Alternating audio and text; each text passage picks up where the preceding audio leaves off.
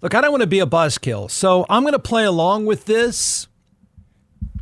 Because I think it's fun. I do. This is a fun time of year because, as you've heard me say many times, this is the most important time in the NFL. But this is extra interesting. So I will play along, and then I'm going to dump cold water on it with facts. But for now, let's just all enjoy the ride. The big picture, away from what some people are now saying is, I know these people are saying, I know this deal is being worked on as we speak, stuff like that. So put that aside for just a second. The big picture is, how do your Dallas Cowboys become relevant again? And how long does it take them to do that? And I know that feels kind of silly right now, but it's a reasonable way of looking at things. A highly publicized report, and I guess that's what we're going to call it. It's going around, and it is making the talk show space buzz, which is fine. I don't think any discussion is that ridiculous. And there's no doubt, this discussion, what's being reported, what is kicked around, would definitely make the Dallas Cowboys relevant again. That's assuming, of course, they pull it off in the right way, which I don't think they can. But I promised I wouldn't be a buzzkill. So for the sake of conversation, what makes them relevant? And I don't just mean conversations about the old man that runs the team. I don't mean making fun of them and all the money they make. The standard Dallas Cowboy jokes and cliches, that's not what I mean. I mean make a legitimate run at the playoffs. Okay? Relevant is not. When I say relevant, it's not the nonsensical, weird Jerry Jones sound bites.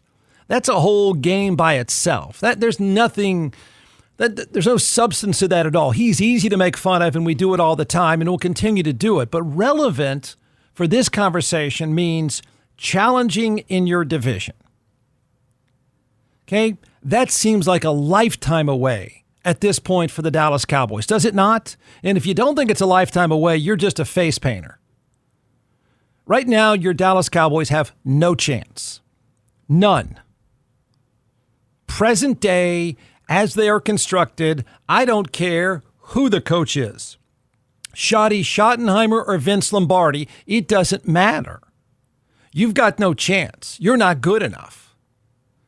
So they're the third best team in their division, and it doesn't matter about the coach. It doesn't matter about the owner. They're stuck. Got it?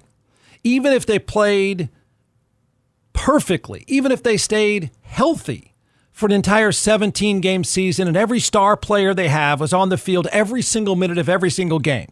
In other words, the stars aligned perfectly for the Cowboys. All of them stayed on the field. Okay, they only have 4 really star players. They only have 4. And then after that, the rest of that roster is really meh at best.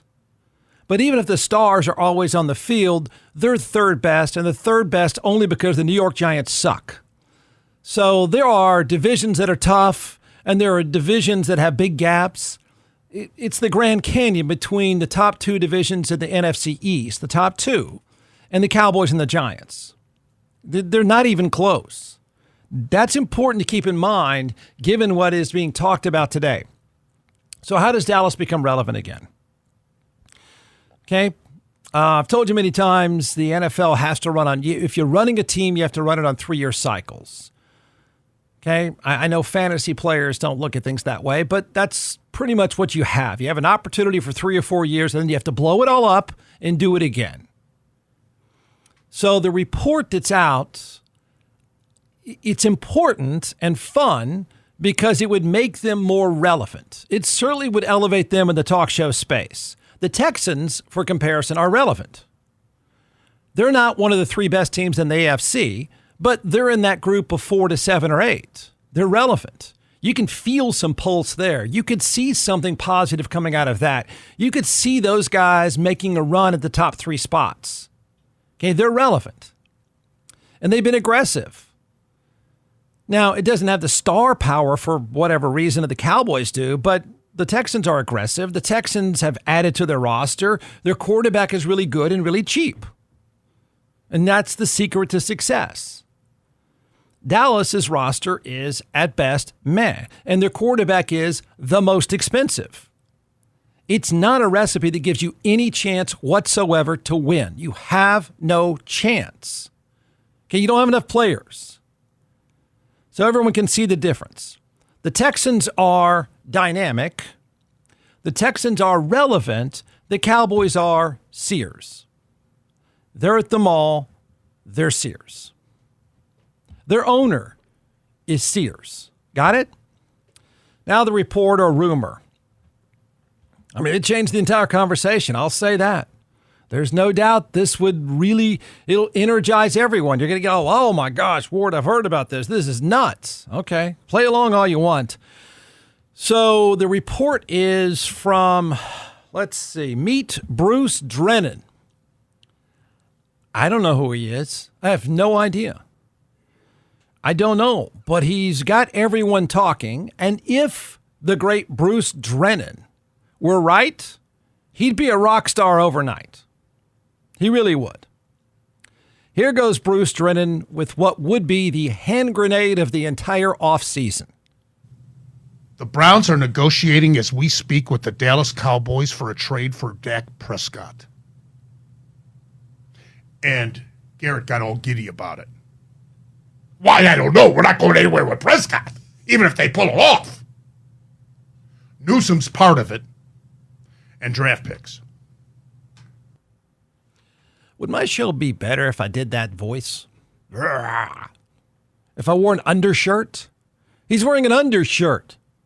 Like he's coming in from the bullpen or something. This guy's a piece of work.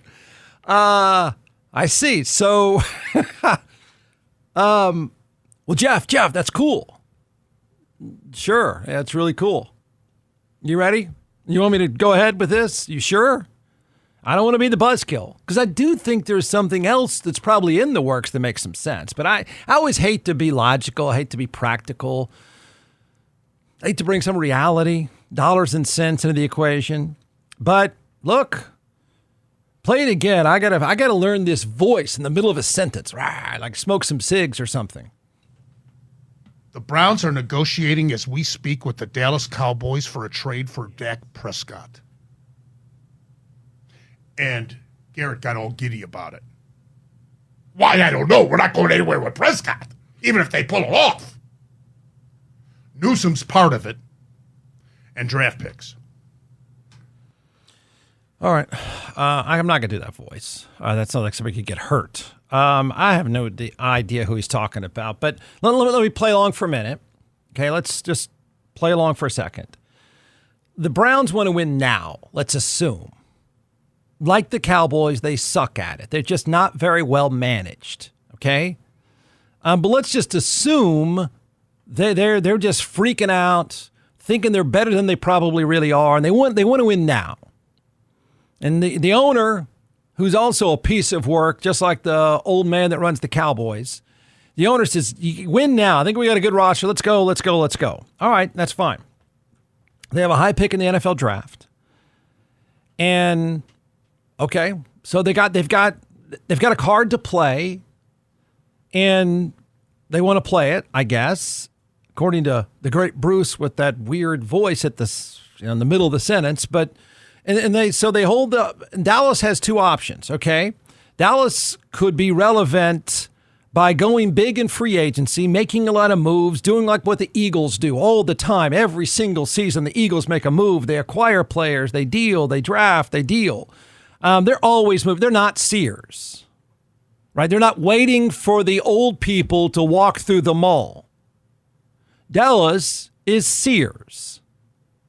They're just waiting for some store traffic to come back, okay?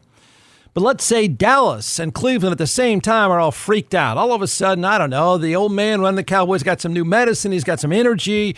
There's the mind is clearing up. The sentences are making sense for once. And he says, you know what, let's go. Let's do some stuff. Let's make some deals.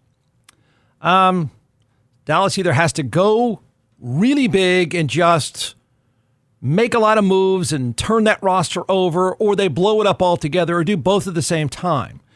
And so let's say Dallas wants to start over, blow it up, and start over quickly with a bunch of draft picks. The centerpiece of that being a new quarterback. I'm playing along here. I'm going to help you Cowboys face painters have some fun. The old man gets the energy, or he's napping and somebody else takes over. Maybe that's more likely. And so they say, you know what? While he's asleep again in the afternoon nap, he's had some soup. Then let's blow this thing up and start over. And let's start over with an inexpensive, young, talented quarterback. Yeah, let's do that.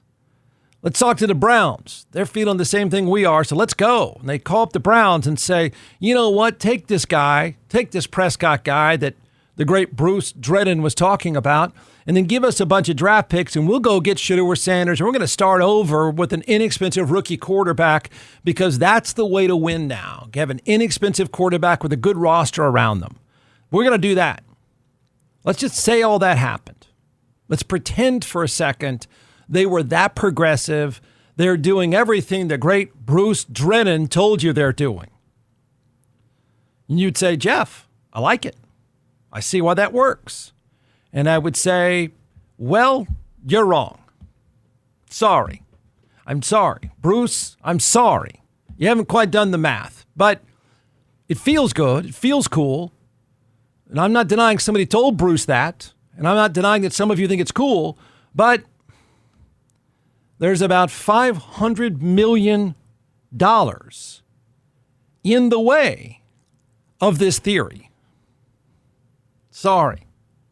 Can't quite work the way I see it. I like it. Yeah, Dallas, the ideal thing for Dallas to do is either go get players to help their $260 million quarterback or blow it up, get a rookie talented quarterback, and then you surround him with some stuff. Those are the two ways you win. That's it. That's all you got. So they may want to do both of those things. Cleveland may want to do both of those things, but they can't because there's $500 million in paperwork that's in the way. $240 million are tied up with Deshaun Watson. That's a whole story by itself. About $260 million are tied up with Dak Prescott. So you're telling me, Bruce Drennan, and all of you that love this idea, you're telling me that the Cleveland Browns want to have almost $500 million worth of quarterbacks on their sidelines? Really? That doesn't seem quite possible to me because that's what would have to happen. Both of whom are often injured. I mean, even if Deshaun Watson was really good and Dak Prescott was healthy. I mean, I think Dak Prescott's a top 15 quarterback. Many of you don't, but I do when he's healthy. But either way, that's $500 million worth of quarterbacks, both of whom get hurt a lot. The Browns are dumb. Okay, I know. We all know that. They probably even know that. But they can even do simple math. Somebody, I'm not the only one, that says, you're trading for Dak Prescott. You're trading to pick up $260 million?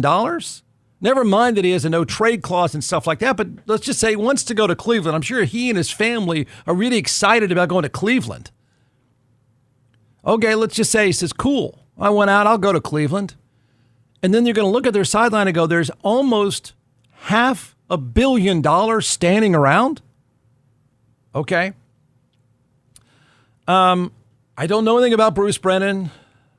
He's going with this story as fact, he says. What did he say again? What's that line there? It was, as we speak, or something like that.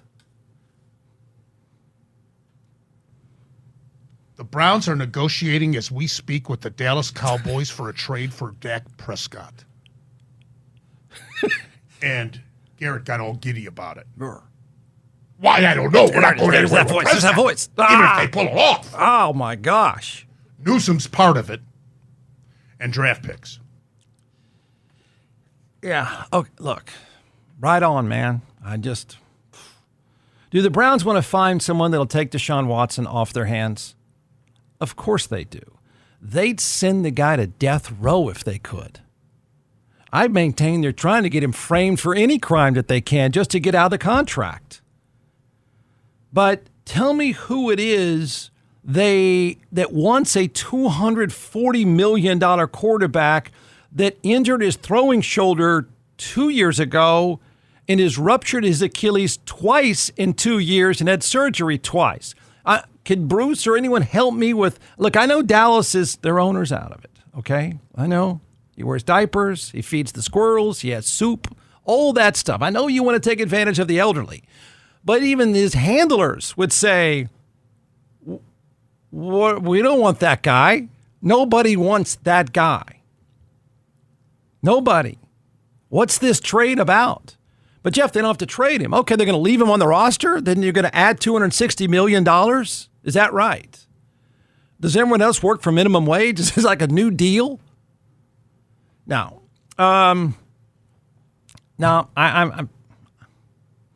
I know he says it's happening right now, and I don't know. Maybe I'm going to look at the screen in front of me, a giant ESPN logo, and it's going to say, shock.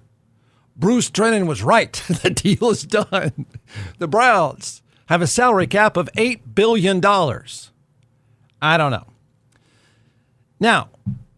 Now, I do think there's something else that's reported now that is kind of cool and in the works.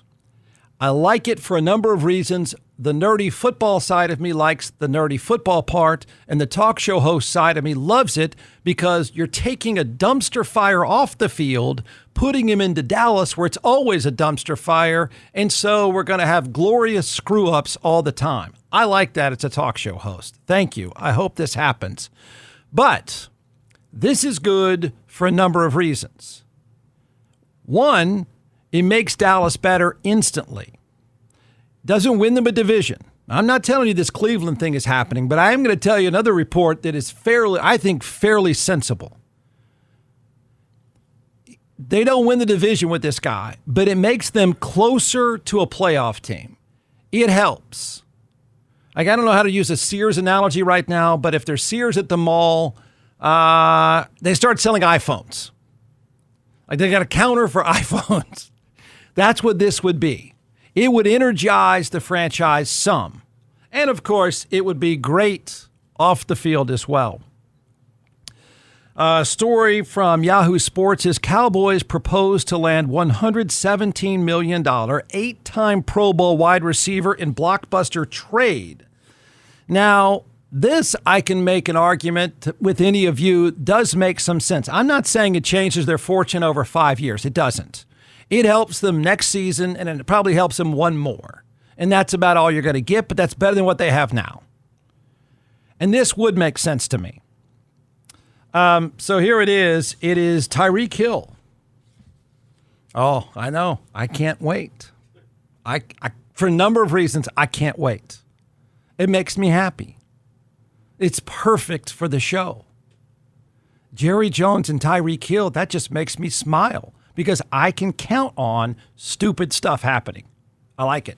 He's also, I think, could help them on the field, and I think CeeDee Lamb would like it a lot. I think Dak Prescott would like it even more, and I get that part. The football part makes sense. He had 959 yards in 2024. That's his lowest in since 2019. But he still led Miami in receiving. He finished in the top 30 league-wide in targets, receptions, and yards. No one is saying he's CeeDee Lamb right now. But what we are saying is at least it's some reinforcement on the offensive side. He can still play. It makes sense for Dallas, and I can argue I can make sense for Miami. And then we get to the spectacular part about porn stars and cops and all the good stuff. So he's top 30 league-wide in targets, receptions, yards. He was the NFL's receiving leader and receiving touchdowns co-leader as recently as 2023. So he's not washed up by any stretch. That would be a good deal. This would make sense. It frees up some money for Miami that desperately needs it. It gives Dallas some help instantly. And Tyreek Hill could probably, for a number of reasons, use a fresh start. If you haven't paid attention, he's had a few problems. So there's that part. The football part makes sense for both sides. It's not a giant deal. It doesn't bankrupt anybody. And And he plays. He shows up and he works hard. I like it. That one, if you're a Cowboys face painter, I would tell you not to go Bruce Drennan on you, but I would tell you this one would make sense. This one is pretty good for Dallas. Doesn't take you over the top. Just gives you a little bit better chance. This needed to happen months ago. The second part of this is what makes us all extra happy. And that is that Tyreek Hill is one of the most entertaining players off the field. It doesn't stop him from being a really good player on the field. Tyreek is always caught up in drama. And I mean drama 10x kind of drama. Let's see, a few quick highlights. I'm hoping this deal gets done because we can look forward to a good player and a guy who's a complete mess away from the field. Let's see, not long ago, his 5-year-old burned his house down. Everyone's fine, but the kid burned his house down. He then said he wanted to quit football to go into porn. Remember this past season? He's going to work. This is not his fault. Like, drama follows Tyreek. He's going to work, and the cops pull him over in his Lamborghini and put a knee in his neck. And to his credit, he blew it off. But he was right outside the stadium. That was nuts. But the other stuff is the part that makes me happy, and I look forward to more of these kind of stories. The part that cannot be beat about Tyreek Hill, the story of all stories about Tyreek Hill is he's being sued now by in quotations, a plus-size model who broke her foot while the two of them were doing blocking drills in his backyard, and then they had sex with each other, which pissed off Tyreek's wife. That is what I'm looking forward to. See, that kind of behavior, in the talk show business, Jerry Jones gets old. I can't even understand him anymore. But we throw Tyreek, porn, and plus-size models in the mix, and we've got something. I like it. I like it football-wise. I like it off the field. And I'll say this about Tyreek Hill, no matter how crazy it gets away from the field, it doesn't stop him. He will not be thrown off. And yes, I cannot wait to see Tyreek Hill, if this is true, coexist with Jerry Jones drooling on himself. So your scorecard in the end. One deal I don't think can happen. I don't see how it can happen. I'm sorry to try to undercut the great Bruce Drennan. I know you're subscribing now, but I don't see how that can happen. The math just doesn't let it. The other deal makes sense in every way and should happen and makes all of us in our little show that much better.